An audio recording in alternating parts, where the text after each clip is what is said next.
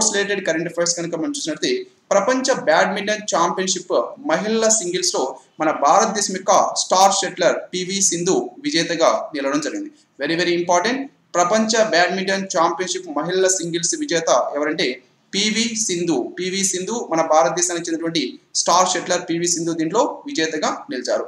And ఈ ప్రపంచ badminton championship ఏదైతే ఉందో దీంట్లో మహిళల సింగిల్స్ లో స్వర్ణ పథకం సాధించినటువంటి తొలి భారత షట్లర్ గా ఇప్పుడు మన భారతదేశం యొక్క స్టార్ భారత షట్లర్ అయినటువంటి పివి సింధు రికార్డు సృష్టించడం జరిగింది.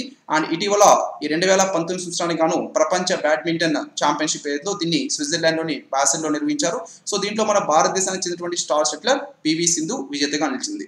So this is very very important. ప్రపంచ బ్యాడ్మింటన్ ఛాంపియన్షిప్ లో మహిళల సింగిల్స్ లో స్వర్ణం నెగ్గినటువంటి తొలి భారత షట్లర్ ఎవరంటే పివి సింధు. అండ్ 2019 ప్రపంచ బ్యాడ్మింటన్ ఛాంపియన్షిప్ ని ఎక్కడ నిర్వహించారంటే స్విట్జర్లాండ్ లోని బాసెల్ లో నిర్వహించారు.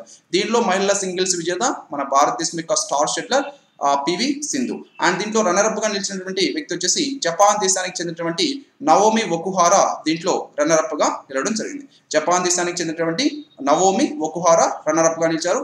అండ్ ఈమె మీద విజయం సాధించి మన భారతదేశం యొక్క చెందినటువంటి స్టార్ షట్లర్ పివి సింధు ఈ కప్ని దీంట్లో స్వర్ణ పథకాన్ని సాధించడం జరిగింది.